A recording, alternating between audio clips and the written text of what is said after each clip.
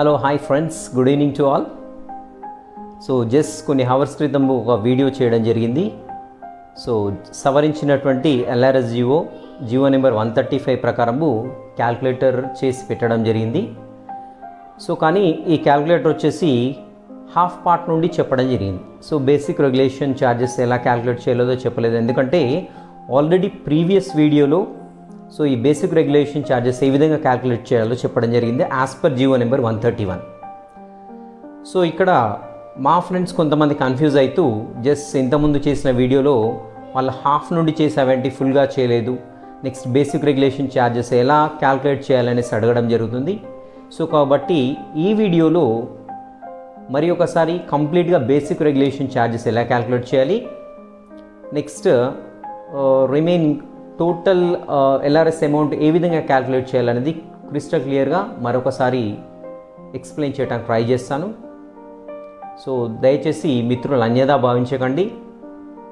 So ఎలా calculate చేయాలో చూసేద్దాం. జియో నెంబర్ 131 సవరించిన ప్రకారం ఎల్ఆర్ఎస్ ఛార్జెస్ ఏ విధంగా క్యాల్కులేట్ చేయాలనో క్షుణ్ణంగా చూద్దాం. సాధారణంగా ఎల్ఆర్ఎస్ ఛార్జెస్లో రెగ్యులైజేషన్ ఛార్జెస్, అదేవిధంగా ప్రోరోటా ఓపెన్ స్పేస్ ఛార్జ్, ఇంతేకాకుండా ఇంకా ఏమైనా కన్వర్షన్ ఛార్జెస్ కానివ్వండి, పెనాల్టీ ఛార్జెస్ కానివ్వండి ఉంటాయి. సో వీటినన్నిటినీ కలిపి మనము ఎల్ఆర్ఎస్ ఛార్జెస్గా పరిగణించడం జరుగుతుంది. సో మొదటగా టేబుల్ 1, టేబుల్ 2 ఆధారంగా ఎల్ఆర్ఎస్ రెగ్యులైజేషన్ ఛార్జెస్ ఏ విధంగా లెక్కించాలో చూద్దాం. సో ఇక్కడ టేబుల్ 1లో చూపించిన విధంగా వీటిని బేసిక్ రెగ్యులైజేషన్ ఛార్జెస్గా చెప్పుకుంటాం. సో మొదటగా దీన్ని లెక్కించడానికి మన యొక్క డాక్యుమెంట్లో మన యొక్క ప్లాట్ అనేది స్క్వేర్ యార్డ్స్లో లేదంటే స్క్వేర్ మీటర్స్లో ఇవ్వడం జరుగుతుంది. సో దానిని స్క్వేర్ యార్డ్స్లో ఉన్నట్లయితే స్క్వేర్ మీటర్స్లోకి కన్వర్ట్ చేయవలసి ఉంటుంది. సో టేబుల్ 1 అనేది కంప్లీట్గా మన యొక్క ప్లాట్ స్క్వేర్ మీటర్లోకి చేంజ్ చేసిన తర్వాత మాత్రమే క్యాల్కులేట్ చేయవలసి ఉంటుంది. సో మన యొక్క ప్లాట్ స్క్వేర్ మీటర్స్లోకి చేంజ్ చేయడానికి దానిని 0.8361తో మల్టిప్లై చేస్తే సరిపోతుంది. అలా వచ్చిన వాల్యూని టేబుల్ 1లో ఉన్నటువంటి ఏ స్లాబ్లోనికి వస్తుందో చూడాలి. ఉదాహరణకు ఇక్కడ 200 స్క్వేర్ యార్డ్లు అనుకున్నట్లయితే అది స్క్వేర్ మీటర్లోకి చేంజ్ అయిన తర్వాత దాని యొక్క విలువ 167.22గా ఉంది. సో ఈ 167 మనకి ఈ టేబుల్ 1లో ఏ స్లాబ్ కిందికి వస్తుందో చూద్దాం. సో ఇక్కడ <100 స్క్వేర్ మీటర్స్ ఉన్నట్లయితే దానికి ప్రతి ఒక్క స్క్వేర్ మీటర్కి 200 రూపాయలు బేసిక్ రెగ్యులేషన్ ఛార్జెస్ క్యాల్కులేట్ చేయడం జరుగుతుంది. సో అలా కాకుండా మన యొక్క ప్లాట్ స్క్వేర్ మీటర్లో 101 నుండి 300 ఉన్నట్లయితే పర్ స్క్వేర్ మీటర్కి 400 రూపాయలుగా లెక్కించడం జరుగుతుంది. అదేవిధంగా 301 నుండి 500 ఉన్నట్లయితే పర్ స్క్వేర్ మీటర్కి 600, 500 కంటే ఎక్కువ స్క్వేర్ మీటర్లు ఉన్నట్లయితే ప్రతి ఒక్క స్క్వేర్ మీటర్కి 750 రూపాయల చొప్పున లెక్కించడం జరుగుతుంది. అలా కాకుండా మన యొక్క ప్లాట్ ఏదైనా స్లమ్ ఏరియాలో ఉన్నట్లయితే ఈ basic regulation charges per square మీటర్కి కేవలం 5 రూపాయల చొప్పున లెక్కించడం జరుగుతుంది. ఇక్కడ ఉదాహరణ తీసుకున్నట్లయితే టేబుల్ 1 ప్రకారము 200 స్క్వేర్ యార్డ్స్ ఉన్నట్లయితే 167 అంటే అది రెండో స్లాబ్లోనికి వస్తుంది. 167 ఇంటూ 400 రూపాయలు చేయవలసి ఉంటుంది. అలా చేసినట్లయితే మనకు వచ్చేటువంటి బేసిక్ రెగ్యులేషన్ ఛార్జెస్ 66,888 రూపాయలుగా లెక్కించడం జరుగుతుంది. ఈ బేసిక్ రెగ్యులేషన్ ఛార్జెస్ ఆధారంగా చేసుకొని actual regulation charges as per table 2 లెక్కించడం జరుగుతుంది.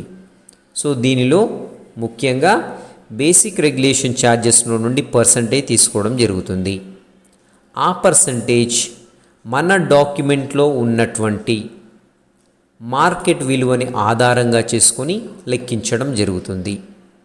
ఉదాహరణకు మన డాక్యుమెంట్లో 2,500 రూపాయలు పర్ స్క్వేర్ యార్డ్గా ఉన్నట్లయితే ఇక్కడ గమనించగలరు, టేబుల్ 2 లెక్కించేటప్పుడు మాత్రం స్క్వేర్ యార్డ్స్ని పరిగణలోనికి తీసుకోవాలి. టేబుల్ 1 లెక్కించేటప్పుడు మాత్రం స్క్వేర్ మీటర్ని పరిగణలోనికి తీసుకోవాలి. ఉదాహరణకు ఇక్కడ టేబుల్ 2లో స్లాబ్ రేట్లు ఇవ్వడం జరిగింది. ఈ స్లాబ్ రేట్లు అన్నీ కూడా మార్కెట్ విలువలు.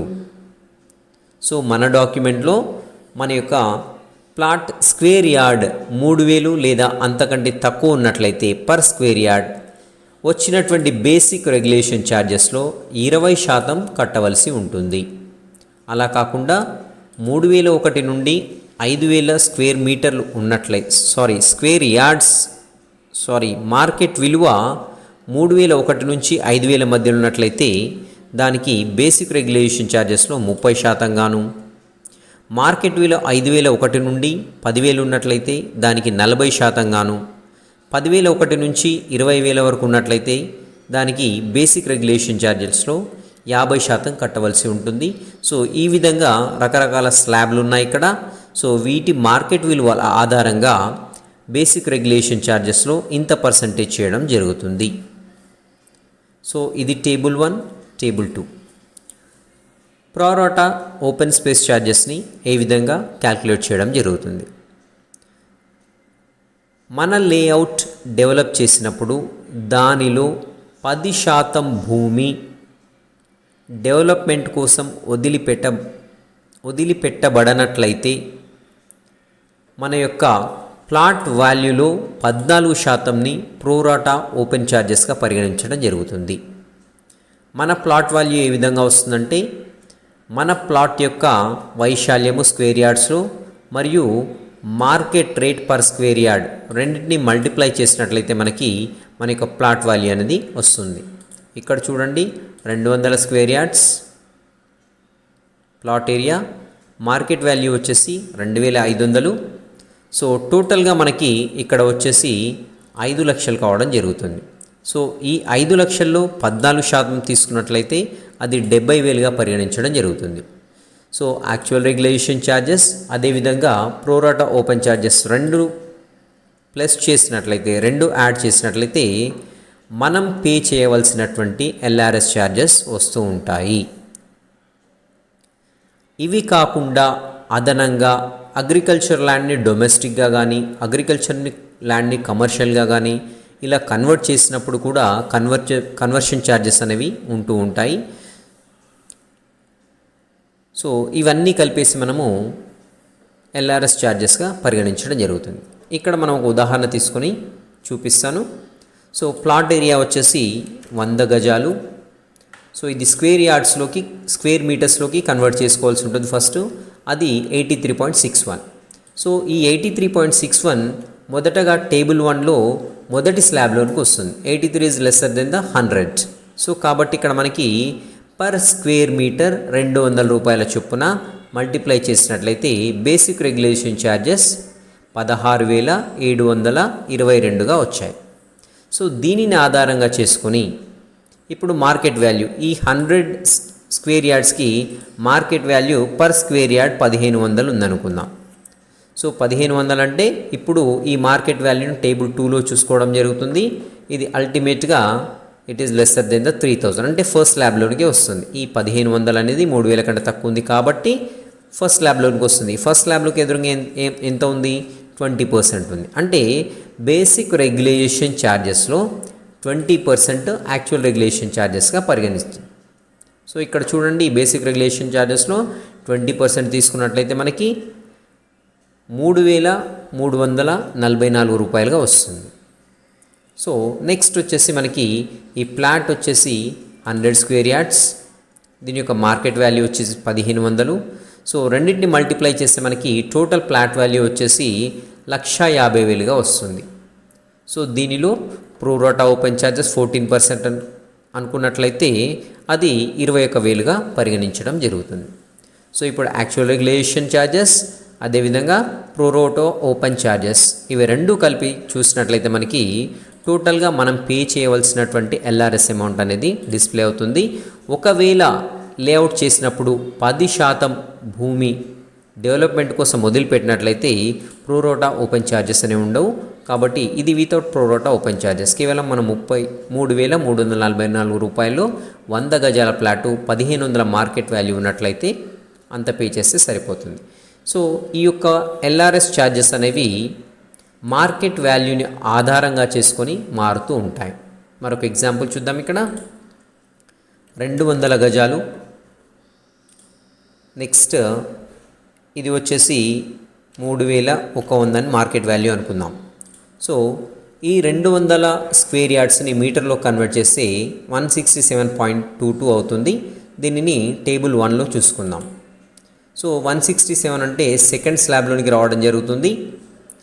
ఈ సెకండ్ స్లాబ్లో పర్ స్క్వేర్ యార్డ్ 400 పే చేయవలసి ఉంటుంది. 400 లెక్కిస్తారు. సో ఇలా లెక్కించినప్పుడు దాని యొక్క విలువ 66,888గా వచ్చింది. దీన్ని బేసిక్ రెగ్యులేషన్ ఛార్జెస్ అంటాము. సో దీనిలో పర్సెంటేజ్ తీసుకుంటారు. ఇప్పుడు దీని ఆధారంగా మార్కెట్ విలువ ఆధారంగా మార్కెట్ విలువ ఇక్కడ 3,100 ఉన్నది. ఈ టేబుల్ 2లో చూసుకున్నట్లయితే సెకండ్ స్లాబ్లోనికి వస్తుంది. కాబట్టి బేసిక్ రెగ్యులేషన్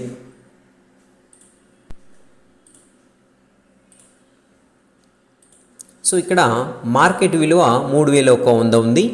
సో దీనిని టేబుల్ 2లో చూసినట్లయితే సెకండ్ స్లాబ్లోనికి వస్తుంది.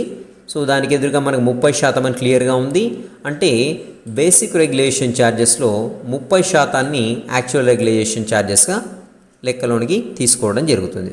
సో అలా తీసుకున్నప్పుడు ఇప్పుడు ఇక్కడ మనకు చూడొచ్చు క్లియర్గా 20,066 రూపాయలు యాక్చువల్ రెగ్యులేషన్ ఛార్జెస్ అవుతాయి. అదేవిధంగా ఇక్కడ ప్లాట్ వాల్యూని కూడా కౌంట్ చేద్దాము. సో ప్లాట్ ఏరియా వచ్చేసి స్క్వేర్ యార్డ్స్లో 200. దీని యొక్క market value per square yard 3,100. ఈ రెండింటిని మల్టిప్లై చేస్తే మనకి 6,20,000 అనేది మన ప్లాట్ వాల్యూగా పరిగణిస్తాం. సో ఈ 6,20,000లో మనము ప్రోరోటా ఓపెన్ ఛార్జెస్ 14% అనుకున్నట్లయితే అది 86,800గా రావడం జరుగుతుంది. సో టోటల్ అమౌంట్ వచ్చేసి 1,06,866 రూపీస్గా మనం ఎల్ఆర్ఎస్ ఛార్జెస్ కట్టవలసి ఉంటుంది. సో వితౌట్ ప్రోరోటా ఓపెన్ ఛార్జెస్ అయితే కేవలం 20,000 రూపాయలతో ఎల్ఆర్ఎస్ ఛార్జ్ అనేది ముగుస్తూ ఉంటుంది. సో దీనికి సంబంధించినటువంటి క్యాల్కులేటర్ డిస్క్రిప్షన్ లింక్లో ఇవ్వడం జరుగుతుంది. అవసరం ఉన్నవారు డౌన్లోడ్ చేసుకొని మీ ప్లాట్ విలువను ఇక్కడ గ్రీన్ బాక్స్లో మాత్రమే ఎంటర్ చేయండి. ఇక్కడ ప్లాట్ ఏరియాని 300 ఎంటర్ చేశాను. అదేవిధంగా మీ డాక్యుమెంట్లో మార్కెట్ విలువ ఒకసారి చూసుకొని ఆ మార్కెట్ విలువని ఎంటర్ చేయండి. ఎంటర్ చేసినట్లయితే మీరు కట్టవలసినటువంటి ఎల్ఆర్ఎస్ ఛార్జ్ మొత్తం కూడా ఇక్కడ డిస్ప్లే కావడం జరుగుతుంది. Thank you for watching this video.